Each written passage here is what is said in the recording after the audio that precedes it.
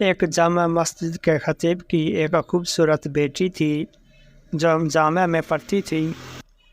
ایک دن وہ جامعہ سے واپسی گھر آئی۔ گاڑی سے اترتے وقت ایک لڑکے نے اس کا چہرہ دیکھ لیا۔ لڑکی بہت حسین و جمیل تھی، لڑکے کو پسند آئی۔ اس نے پتہ کیا لڑکی خطیب صاحب کی بیٹی تھی۔ لڑکے نے اسی دن سے صف اول میں نماز پڑھنے کا اہتمام شروع کیا۔ اذان سنتے ہی وہ مسجد کے دروازے پر پہنچ جاتا، نماز تک تلاوت قرآن میں مشغول رہتا تھا۔ 6-7 مہینے تک وہ اسی معمولات کا پابند رہا۔ اس کے بعد اس نے والد سے شادی کی خواہش کا اظہار کیا۔ والد نے کہا ٹھیک ہے، دیکھ لیں گے مناسب رشتہ۔ اس نے کہا کہ لڑکی میں نے دیکھ لی ہے۔ والد کے پوچھنے پر اس نے خطیب صاحب کی بیٹی کے بارے میں بتایا۔ اس نے کہا یہ تو بہت اچھی بات ہے، امام صاحب سے ملتے ہیں۔ معدین میلے کے ساتھ امام صاحب کی خدمت میں حاضر ہوئے۔ امام نے لڑکے کے بارے میں پوچھا، انہوں نے اس لڑکے کی طرف اشارہ کیا۔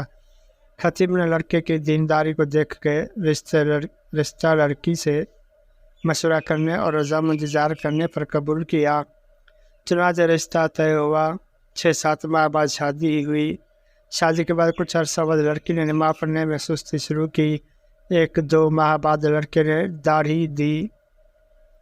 گھر آنے پر لڑکی نے سخت ناراضگی کا اظہار کیا۔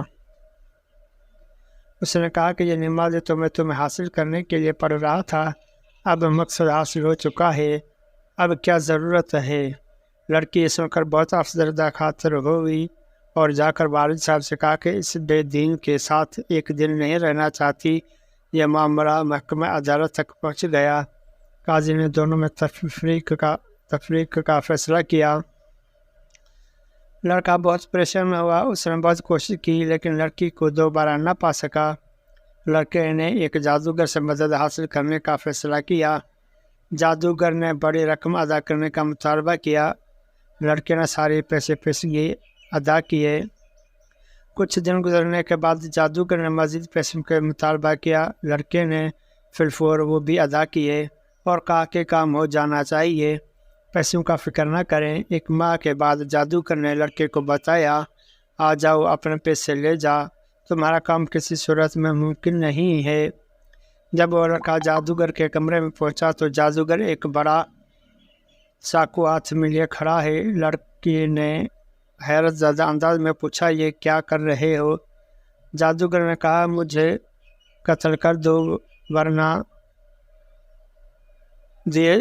قتل کر دے جاؤ گے۔ لڑکے نے کہا میں یہ نہیں کر سکتا، لہٰذا میرے پیسے دو۔ اس نے پیسے دیے اور لڑکا پیسے لے کر بھاگنے لگا۔ پولیس والے نے لڑکے کو پریشان حالت میں بھاگتے ہوئے دیکھ کر گرفتار کر لیا، پیسے ضبط کر لیے۔ لڑکے کے توسط سے پولیس جادوگر تک پہنچ گئی۔ جادوگر نے پولیس کو کہا ڈالو، میں مرنے والا ہوں، مجھے وہ نہیں چھوڑیں گے۔